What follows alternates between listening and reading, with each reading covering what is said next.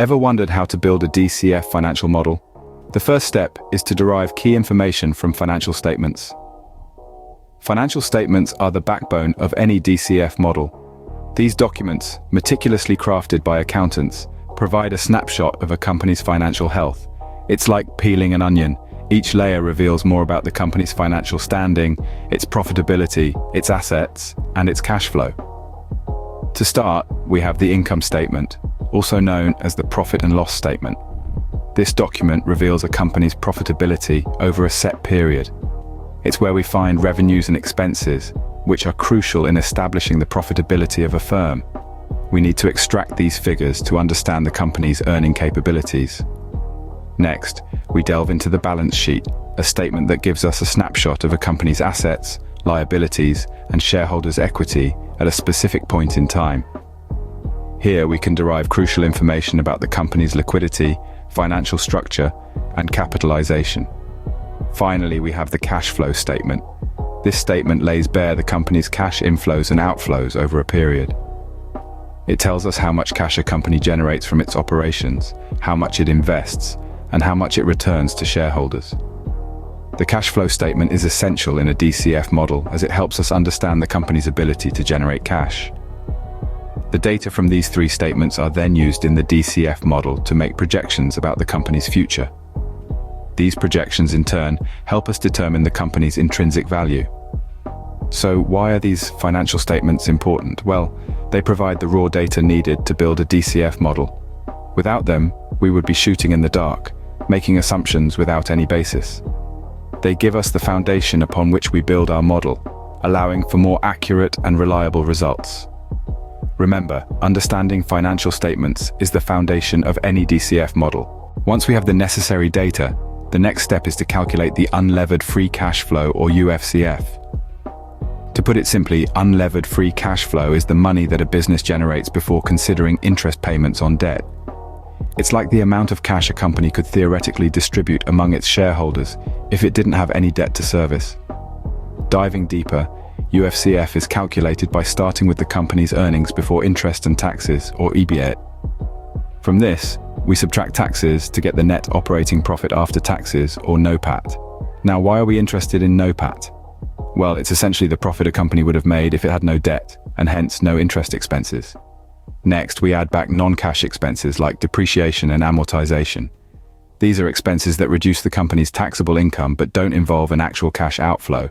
So adding them back gives us a better picture of the company's cash generation capacity. After this, we need to consider changes in working capital. Working capital is the difference between a company's current assets and current liabilities. If working capital increases, it means the company has tied up more cash in its day-to-day operations, reducing the cash available to shareholders. So we subtract the increase in working capital. Lastly, we subtract capital expenditures, or CapEx. These are investments a company makes in long-term assets, like buying machinery or constructing a new factory. While necessary for the company's growth, CapEx reduces the cash available to shareholders. Let's put it all together. UFCF equals NOPAT plus depreciation and amortization, minus changes in working capital, minus CapEx. This calculation gives us a clear view of the company's ability to generate cash while ignoring the effects of capital structure, making it a key input in our discounted cash flow, or DCF model. UFCF provides a clear picture of a company's financial health, a crucial element in the DCF model. With the unlevered free cash flow calculated, we now move to projecting line items. Projecting line items is a critical step in building a discounted cash flow model. It's like a crystal ball, giving us an informed glimpse into the future of a company's financial performance. But how do we do it? Well, the answer lies in the company's past performance and the projected value drivers we've calculated in the previous steps. Firstly, let's understand what we mean by line items. These are the individual components that make up the broader categories on a company's financial statements, things like sales, cost of goods sold, operating expenses, and so forth. Each of these is a line item, and each plays a pivotal role in the financial health of the company. To project these line items, we delve into the company's historical data. This historical data is not just a record of the past, it's a treasure trove of insights that can guide our projections. We examine trends, identify patterns, and understand the regularities and irregularities that have shaped the company's financial trajectory so far. Next, we factor in the projected value drivers. These are the elements that we expect to drive the company's performance moving forward. They could be anything from market growth rates, product pricing, cost inflation, to efficiency improvements. By integrating these value drivers into our projections, we can align our model with the anticipated direction of the company's operations. Remember, while we strive for accuracy, these projections are not set in stone. They should be flexible, ready to adapt to new information and changing circumstances. As the saying goes, plans are nothing, planning is everything. The real value lies not in the projections themselves, but in the strategic insights we gain from the process of creating them. Finally, it's crucial not to lose sight of the bigger picture. Each line item is a piece of a larger puzzle. Alone, it tells us little, but together they provide a comprehensive view of the company's potential future cash flows. Projecting line items accurately helps in predicting the company's future cash flows. So let's put the pieces together and see what picture they paint about the company's financial future. The ultimate goal of DCF modeling is to determine the equity value per share. This value is a vital piece of the puzzle when it comes to accurately valuing a business. So how do we calculate it? Let's dive in. Once you've calculated your unlevered free cash flow and projected line items, you're ready to start finding the equity value per share. This involves a few key steps. First, we need to establish the company's enterprise value. This is done by discounting the unlevered free cash flows to the present value using the weighted average cost of capital, or WACC. We also need to discount the terminal value, which represents the future cash flows beyond the projection period. Adding these two figures together gives us the total enterprise value. But we're not done yet. The next step is to subtract the company's net debt from the enterprise value. This gives us the total equity value. Net debt is calculated as total debt minus cash and cash equivalents. Now we're at the final step. To find the equity value per share, we simply divide the total equity value by the number of outstanding shares. This gives us the intrinsic value of each share, which can then be compared to the current market price.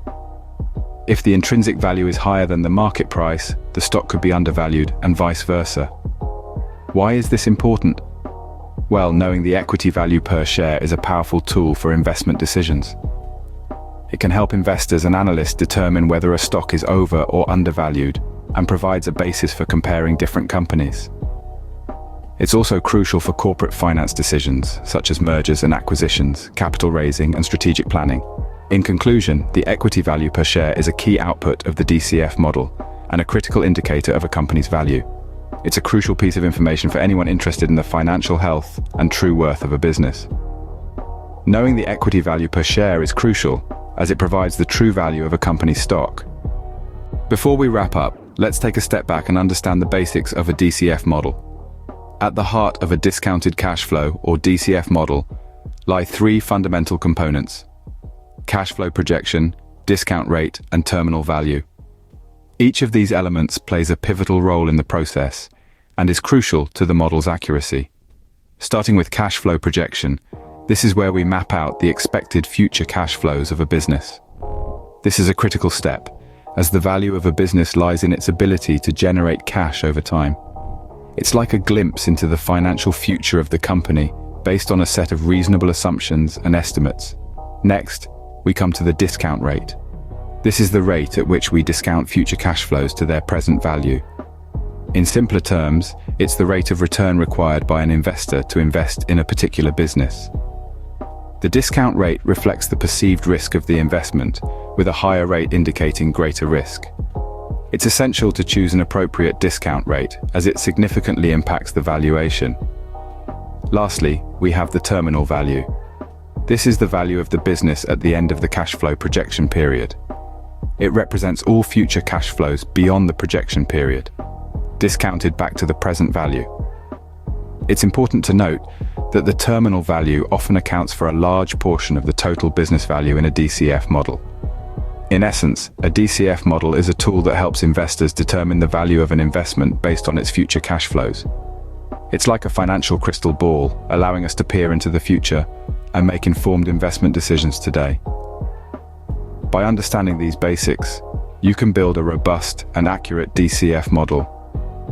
Remember, the accuracy of a DCF model relies heavily on the quality of your assumptions and estimates.